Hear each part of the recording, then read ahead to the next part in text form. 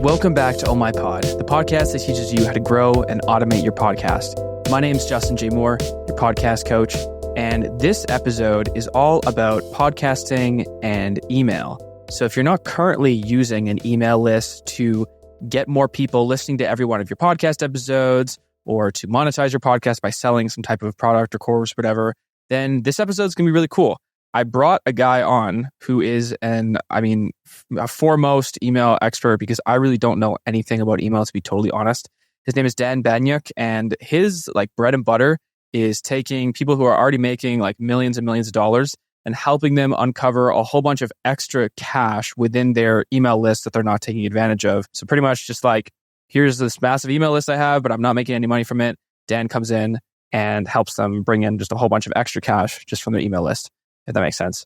So we talked about using an email list to get more people to listen to every one of your episodes, to keep reminding people that you're releasing weekly episodes. We also talked about how to get people onto your email list from your podcast. And when they get onto your email list, that's when you can start having kind of more of a sales dialogue. If you have a course or a product or maybe a high ticket program, you can start building that relationship there. But I really do believe that it's essential to somehow get people off the podcast into a place where you can kind of speak to them more directly. But yeah, not to say that you can't do that with podcasting, but I just think that it's better to have as many touch points as possible. And that's kind of what we talked about in this episode. So I hope you enjoy it. And as always, I want to invite you to my free online community. It's called the Coachcast Academy. It's hosted on the platform called School. It's totally free, but I've literally dropped things that have taken me tens and tens, maybe even 100 plus hours to create, and it's all in there for free. So join. There's no risk, and we can talk there. You can get to know me and my fiance in there. And that's really the only thing that I want you to do. I want to see you. I want to, just like I mentioned, I want to have a place outside of the podcast where we can talk or just get to know each other a little bit. So join up in there. The link will be in the show notes for that. And enjoy the episode. Let's go. Okay, Dan, welcome to Oh My Pod. How are you doing today? Thank you. I'm doing great. How are you? I'm good, man. I'm good. We just found out that we're both Canadians and on the same side of Canada. I literally think you're the first person I've ever met who's not across the entire globe from me. So that's dope. Yeah, it's always a rarity to meet Canadians. So yeah. And we're all working online. The people who I bring on here, we all have these online businesses. And I think that just in general, it's people can be doing this from anywhere. And so, yeah, the idea of being tied geographically to who you work with is just so obscure to me. So, but it is cool to meet someone who's closer. But first thing I want to ask you, man, is have you been on a podcast about podcasting before? I have not. So this is the first for me. Yeah. So I'm super excited. I got so many ideas of what we can talk about. So yeah, I just know it's going to be a good one. It's very meta. Podcast about podcasting, talking about podcasting. But yeah, so first of all, man, I just want you to give a very brief, just a description, very brief description of what you do. Just think of it as why should people trust what you say? Why should people, believe in you? That type of thing. So just fire away. Yeah. So, spent the last 3 years working and writing emails, running the emails for some of the biggest 7-8 figure brands. Very recently just launched my agency and kind of brought on a small group of people, aka literally just 2 coppers, to help me out with sort of the growth side of it. And yeah, we're still working with a lot of these 7-8 figure brands. With one of them, they came on board end of September. It's, just towards the end of February, they hit their first $1 million generated through emails alone. So they were doing nothing with emails, which is kind of shocking. And then, yeah, first million within about 5 months. So yeah, they're averaging about $200K a month just in extra cash that wouldn't have otherwise came in. So yeah, that's kind of in a nutshell of what I do is just very focused on the email side. Okay, that's pretty freaking awesome. Just so you take a business that is not utilizing their list or just not utilizing email enough, and you essentially find the profit in there wherever it is by, I'm sure you do a whole bunch of stuff. But yeah, is that kind of accurate? Basically, yeah. The company name that I got is actually Hidden Profits. So it's it's very apt for the type of thing that we do, because a lot of businesses either don't use email or they just don't use it to its fullest potential. They might do things here or there and they just kind of ignore it because there's so much focus on the front end stuff of either ads or just organic content. But then they completely forget about the back end process of actually converting the leads that didn't buy right away. So yeah. Okay, cool. So that's super interesting. I'm like, email is something that we currently don't use, but it's like it's one of those things that's like on the back of my mind, like at all times. It's like I know that there's something there, and even I've just been following you for a long time, and I know that it's probably an immense, like there's a huge opportunity there. But one thing that I've been like thinking about a lot is people are always asking how they can grow their podcast, how they can get new listeners and all these different things. And I know actually from one of our clients who has an email list of about like, let's say 50,000 people. I know that he said that the difference between when he sent out an email for his new podcast episode versus when he didn't was like a difference of thousands of downloads. And that immediately got me thinking, like, I think that there's a huge opportunity for people who have email lists already to either like use their email list and then start a podcast and like engage those people more in a longer form version of content. And so the main thing that I wanted to like pick your brain about was somehow, and I don't even have this formulated into a great question, but like somehow incorporating email with podcast to like stay always like involved with your people, if that makes sense. So I'm just going to like leave you with that very vague statement / question, and essentially like, let's brainstorm this together, because you're the email expert. I'm, if you want to call me that, a podcast expert, and I'm sure that we can figure some cool stuff out here. Yeah. So most business owners that I've chatted with, doesn't matter if you're doing multiple 6 figures, multiple 7 figures, multiple 8 figures, you probably are collecting a list of leads in the form of emails, especially if people are buying or they're booking calls, you're getting those emails. Say, if you're not, then get started, collect those emails, because that's at the end of the day, it's owned media. So, something, God forbid, happens on Facebook or Meta or whatever, you can still email your list. So you already have an asset full of people that trust you, that have opted in, that want to hear from you, want to, get more information from you. The thing I think so what I touched on earlier is whether you're running ads or you're running organic content, not everybody's going to buy right away. There's always going to be some kind of period of, 3, 6, 12, 18 months until someone actually purchases. I've had multiple people reach out to me on Facebook, be like, hey, like I've been watching your stuff for the last exactly those time periods, like 3, 6, 8 months, and we're ready to go. That's the power that email has, is that you are able to always stay in touch with those people. Now, I'm not going to dive too deep into the strategy of like what kind of emails to send, but the best thing you can do is not only remind people of what you're offering, what you're selling, and the results that are coming from the people that are inside your community, but you also want to educate them and just entertain them in general. That's kind of like the rule of thumb. So when you're sending emails to your audience, you're constantly building that trust. But one thing that I started talking about more so last year, and now more people are talking about, is the idea of like omnipresence. Is if people are just seeing your post once on social media, they're probably going to forget you by the end of the day. If you're just receiving one email a day and that's it, that's all they're seeing from you, they're going to forget about you. But let's say you're posting on social media, maybe you're running ads, you have a podcast going, and you're sending emails. That's 4 different vehicles now, or 5, whatever I just listed, of people being able to see you. Best part here is with something like podcasts, it's all audio. Like I constantly listen to podcasts. So I'm cooking, eating, when I'm driving, like I'm always listening to something.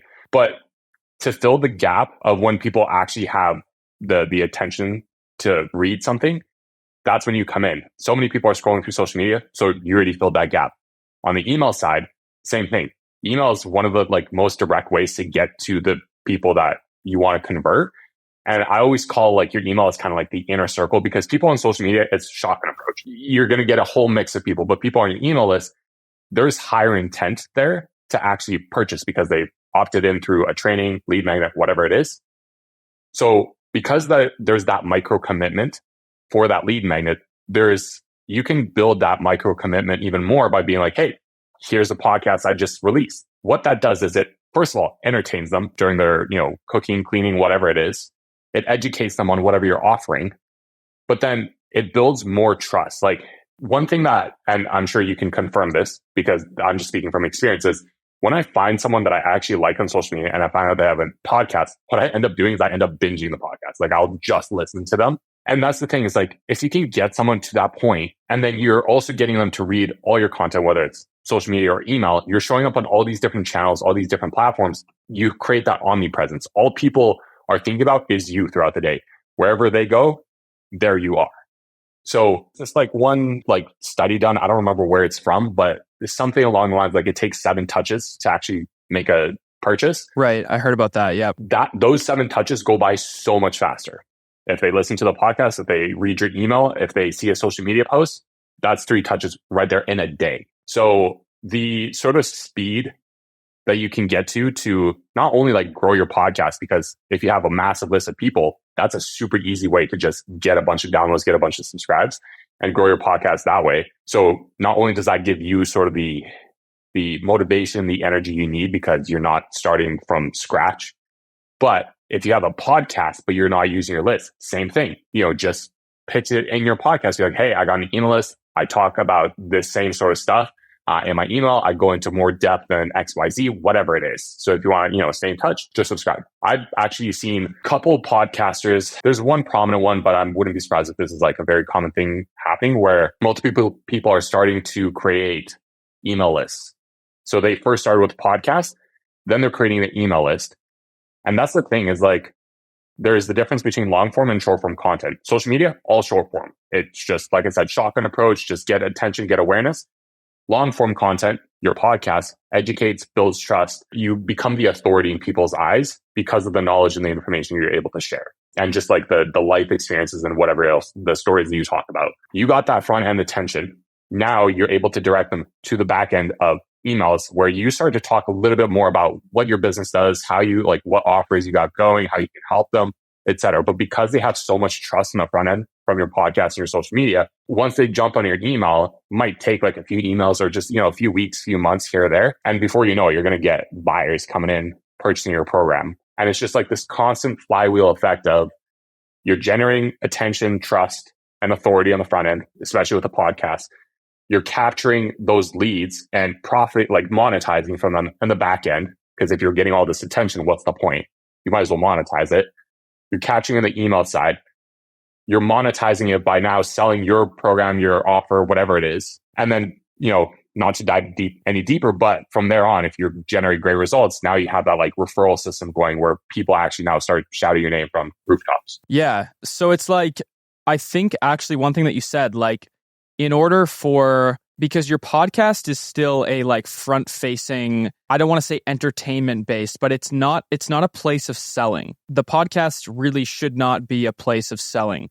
We even you only want to use one call to action per episode and you kind of want to sneak it in there without somebody even really noticing because the podcast is really supposed to feel, to them at least, like this altruistic, free education space.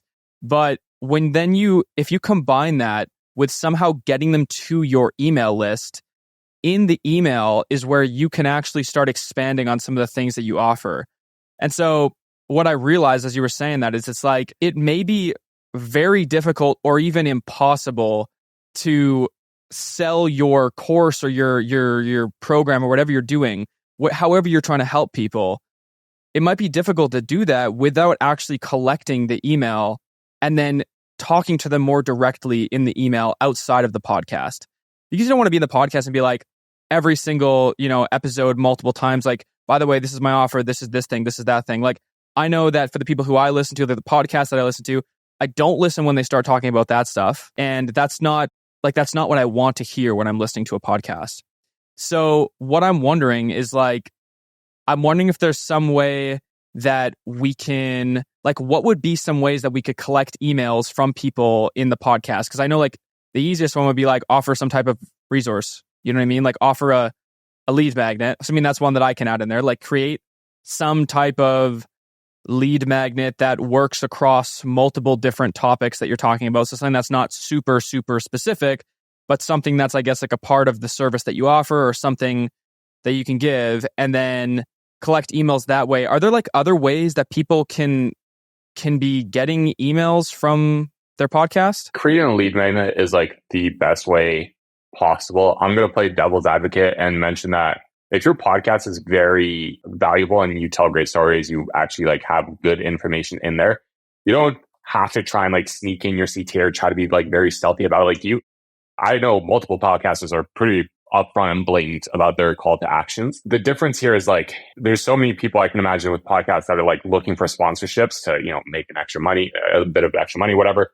But it's like, if you just have your own sort of call to action that's relevant. So I'm going to touch on like what kind of lead magnets you could possibly create. But when you create your own call to action, that's something relevant to what people want in your audience, like long term, that's going to be a lot more profitable for you and a lot more lucrative than having some of these, sponsorships come here or there. I mean, sure, they can take quite a lot, but the point is like, instead of relying on the sponsorships, you have your own asset, you have your own media that now you're in control of. You're not, waking up one morning and be like, oh my God, I have no sponsorships reaching out. It's like, no, I can just do this CTA. I can just release this lead magnet. I know I'm going to get names. I know I'm going to get sales from those emails. Switching gears to sort of how to collect emails from podcasts. Like I mentioned, lead magnets are going to be the best way because it's like a little teaser. It's a little test of like what it is that you offer. It's just like a freebie. The key here is everybody has different audiences in their podcasts, but you want to make it like target your ideal client, like who exactly you want to target, who exactly you want on your email list. If you're an established business owner, let's say you're in the high ticket space, you don't want to create some kind of, I've been kind of ranting about this on my Facebook, but like, for example, you don't want to create a lead magnet about, hey, here's the top 10 apps to use for your, to create a side hustle, make a couple extra bucks here and there.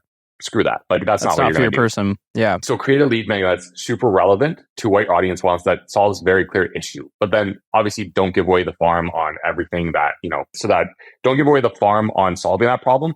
Give them bits and pieces of it. But the lead magnet is one of the best ways, like to be honest, like if you have a YouTube channel, sure, you can do it there. But if we're just directly, speaking to growing the email list, like the lead magnet is the best way because you need to create some kind of opt-in and get people's information. Exactly. Yeah. Just create something that people want and then grab it from there. And then once they're on that, I guess then people can have like their own sequence of things that they send from there. Like I literally don't know. I know like almost nothing about email, but I do know, like I mentioned before, like, the client that we had, when he sent the episode to his email list, he got a whole bunch of like a way bigger response for his show. So what I'm wondering on that side is like, if somebody's got an email list, I think the majority of people listening will have some kind of list. Some might have quite big lists. Like, is it all in the subject line that depends on whether or not someone's going to go and actually click on the thing and then go and listen to the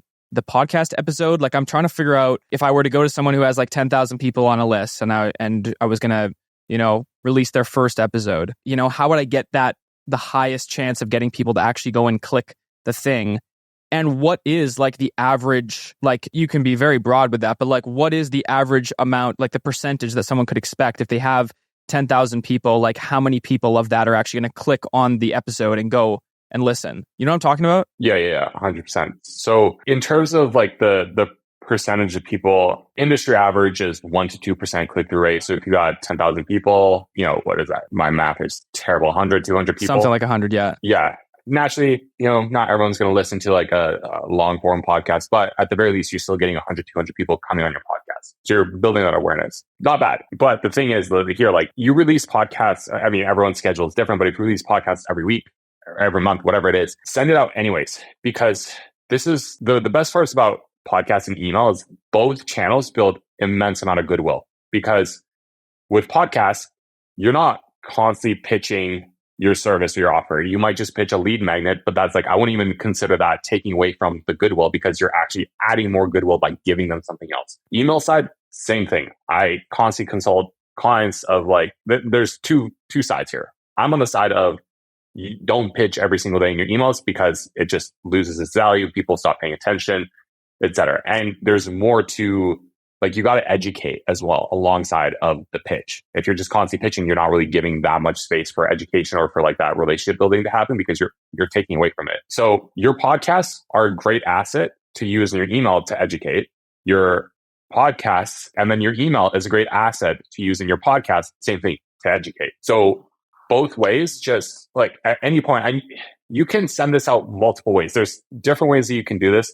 To hit on your like subject line question, David Ogilvy said something along the lines of like, your subject line, if you have like $1 for your marketing budget, your subject line takes up 80 cents of that dollar. So 80% of that makes perfect sense. 80% of your focus, like you can have the best email, you can have the best podcast or whatever, but you can have the shittiest title, but like no one's going to listen to it. So focus on the title of both your podcast and your email. Yeah, your podcast episode too. Exactly. To generate as much attention as you can. There's two ways to do this. One, you can be very direct with it. Be like, hey, just launched my first, podcast. Go listen to it here. Maybe you leave like a quick summary, like here's some of the topics we talked about.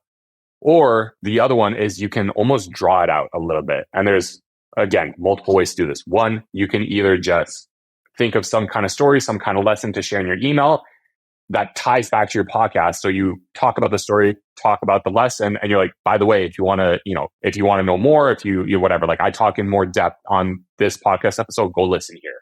Like you can even leave it as a bit of a cliffhanger there. So you add in like a little bit of a cliffhanger at the end where you're just like giving them just enough to get them curious to click the link.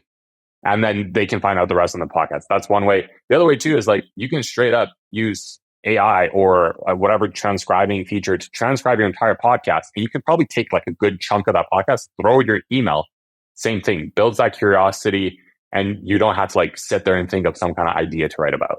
So that's two ways. It's either direct or more so indirect. Yeah. So it's like the direct way is like, hey, like putting this out in the open, I did this podcast, here were the key topics. And the other way is like content first. Here's this piece of written content, thinking about you here on Facebook or you here on my email list first. Check out this really cool story with this life lesson. And then if you enjoyed this and this, hit home for you, there's like 45 more minutes of it on the full episode. So it's like, I totally like what you said between direct and indirect. The thing that I was thinking about while you were saying that is like on the topic of podcast titles, like of episode titles or of your subject line, I guess that's very similar, like email title, episode title. I say that is like, again, like you said, like the single most important thing, because if somebody's going to debate whether or not they're going to be listening to your podcast, if they never listened before, the thing that they're actually going to scan is the episode titles. It's like your storefront. If they don't see an episode title that calls out a specific problem that they're struggling with or a specific question that they're asking, like if they don't see something like that and they don't see it within like the first 10, they're gone, man. And they're probably never going to come back. So do you have like, do you have a couple, of course you do, but it might just be like a random question that you weren't expecting, but do you have like a couple of tips for writing titles, whether it's a subject line of an email or a podcast title, like a way to format it or like some best practices or just like a few key things that I could like leave people with? Yeah. So curiosity is always the best way to lead. So that's like, if you're going to take away one thing, curiosity, like that's it. If you want to get a little bit more granular with this, when you tag both either curiosity and, some kind of aspiration or benefit that your audience wants, or the opposite of curiosity or like and pain point, that's, you got that there. That's sort of the framework at least. So, and better yet, so something I tell my copywriters is sometimes they'll have a great curiosity-based subject line in the email, but then I'll read the email and for example, it's like really heavy story, but then the subject line lacks the drama. We are so in tune and so drawn to drama that if you can just, and don't make it clickbaity and then not pay it off in the podcast. But if you can inject that drama in the or in the title of the podcast, same thing. It's the same idea. You add in curiosity, but with the extra element of like that emotional reaction that they're going to get, plus the benefit or pain point that you're going to be touching on a podcast. So that's kind of like the framework that you can follow, because the curiosity and drama draws their attention, but then the benefit or pain point kind of gives them like the purpose of like, okay, I need to listen to this. Yeah, that makes perfect sense. So it's like the curiosity piece, so like some type of like mystery, some type of like unanswered thing. And then you can either go with like, this is what you're going to love, or this is how it's going to help you, or this is the pain that it's going to help you avoid. Or so it's like there's, yeah. And I mean like something that I tell the people who I coach is like a question is always a good way to do it. Like just formulating the episode title as a question that your audience is asking. Pretty easy to know what your audience is asking, especially when like the people who listen to this, they've already done all of the ideal avatar, like, perfect prospect work. They know exactly who their person is. And so it's pretty easy to ask a question or formulate a title as a question that person is asking. Or the other thing is like you said, like calling out some type of pain that they can avoid. Or another way that I tell people to do is like seems like lists, just like people are just addicted to lists, like number of ways you can do X or number of ways you can avoid X. Like that seems to just be for whatever reason, right? Okay, so we're kind of coming down to like the time when I usually like to end it off, but I want to do one more kind of broad, like bigger picture thing. And that was just like podcasting and email and social media in general, like just the general like branding effect that this has and like omnipresence. Again, I don't really have like a specific question about that. Maybe I'm doing a bad job as a host, but I just feel like like the things that you said pre-interview, I want to like package that and then like have people hear it here. So just talk about like podcasting and just like branding in general and how podcasting is like an integral part of having a brand and what you're seeing at the top level people that you're working with and how they're using podcasting and stuff like that. Yeah. So like I mentioned before, podcasting is a great way to educate and to build trust. There's multiple ways people do this. So typically the businesses that I've worked with that have done really well either have podcasts, YouTube channels, or books, or all three. Really? Books too?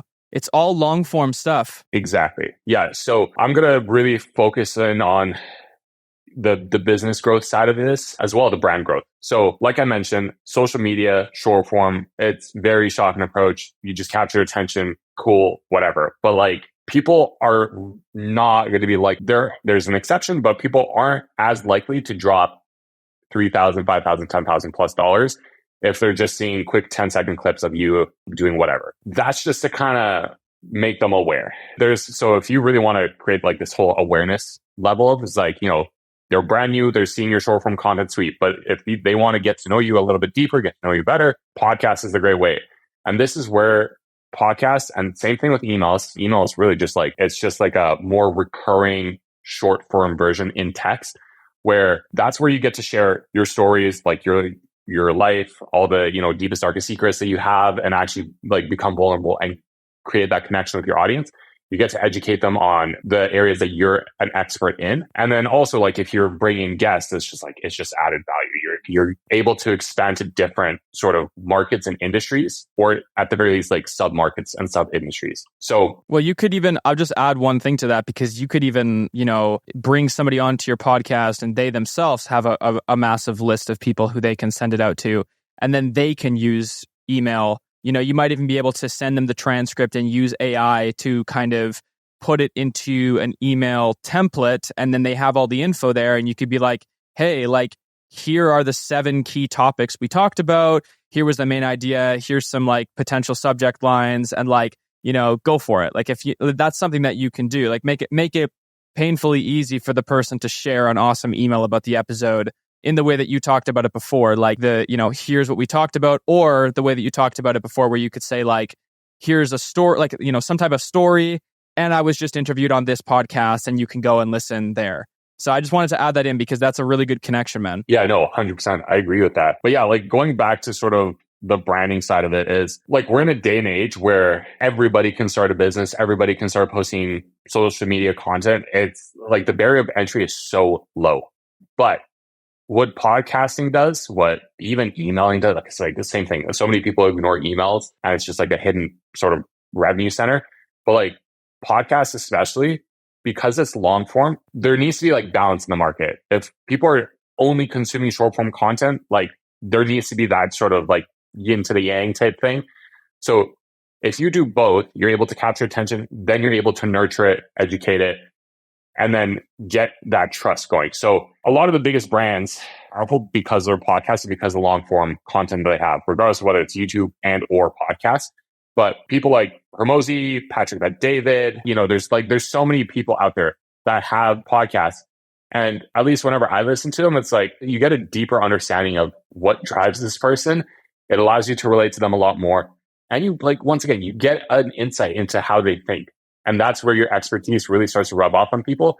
So when it comes to a branding perspective, the people that have podcasts are going to have a much stronger and much loyal brand, because people are able to connect with them and actually, understand and have trust in their expertise. Whereas if you're just doing short form content, whatever, no one's going to care. And then same thing with email. It's like, even if you don't have a podcast, but you have an email, it's the same thing I tell my clients too, is like, that's also the area where people get to connect with you on a deeper level, because it's that one step further from the front end stuff that everyone gets access to.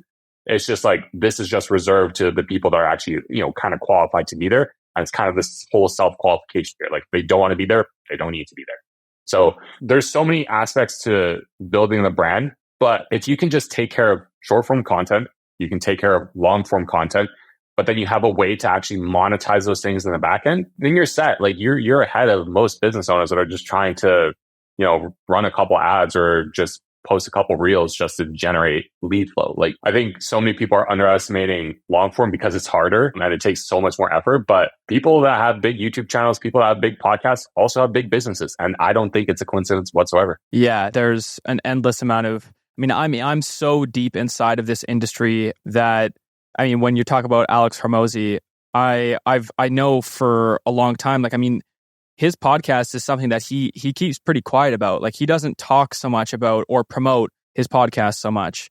But that thing has been going for 5 years with 3+ episodes per week. And you're talking about a guy who does not spend his time lightly. Like, he is very meticulous about how he uses his time, and his time is worth a lot. 3 episodes a week have been coming out on that podcast for 5 years. Gary Vaynerchuk is the exact same thing. Like, these are guys who are not just going around doing things because it's fun. I think that there's a threshold for people for podcasting. I think that podcasting makes a lot of sense at a certain level for your business. Definitely not at the very start. It's not like something that I would do to just start building awareness of your offer. But when you get to a certain point, I'm not going to attach it to any specific number of figures that somebody makes, but they'll actually know when the time is right. But you get to a certain point and it's like, not podcasting becomes the weird thing rather than doing a podcast. Like, not having one becomes something that just doesn't make any sense. And I think the other thing that you said about like being able to connect with the person on a deeper level, it takes you from just being somebody who's selling stuff online to being somebody that people actually follow and look up to. They learn about your routine. They learn about what you eat for dinner. They learn about who, what type of people you hang. They learn about things that turn you into an actual, not, I don't want to say like famous person, but like a person worth listening to. And podcast and if you just want to run your business and kind of be in the background, I totally respect that. But when it comes to building a brand, like podcast, which then goes into a YouTube channel anyways, is like, it's just such a no-brainer. But again, I think a lot of people listening know that, but the idea of like, I just know that people listening have an email list, and a lot of these people haven't even considered taking their episode, turning it into a story or into a, 5-point breakdown, putting a killer subject line on it, and then running that every single episode to their email and just driving that, nurturing their email list with long form content and providing value to the email list, but at the same time, getting more listeners to the podcast, and then having the podcast episode with a resource that collects emails for the list. And you've kind of got this piece where you're showing up everywhere for people.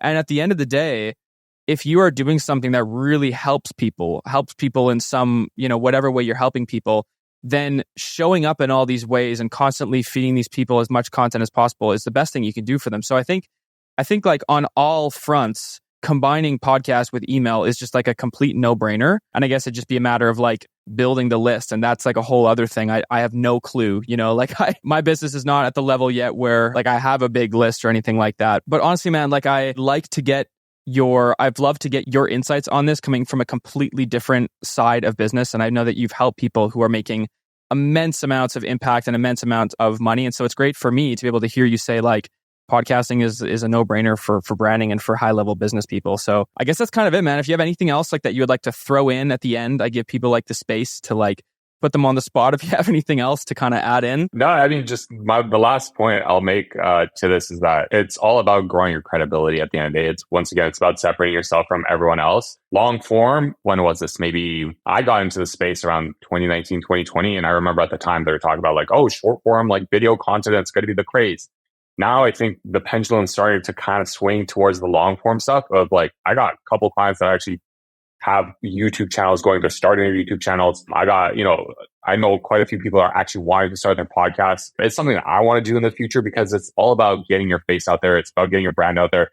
It takes a whole different caliber of person to run a podcast, to write a book, to run a YouTube channel compared to just like, oh yeah, let me just release a couple reels. So like I said, it's all credibility. So yeah, I think the pendulum is swinging slowly, but the key here that I'll just leave everybody with is like, yeah, I mean, like adopt the change of long form, like separate yourself. But the key is to actually monetize this. Because if you're just running it for the sake of running it, it might be fun, but you might as well, like if you're building all this goodwill, you might as well like convert it into actual cash on the back end. Yeah. Have some way that people can, and I mean, you really touched on it earlier. Like, I believe that sponsorships, unless you have a massive audience, are like just a complete waste of time.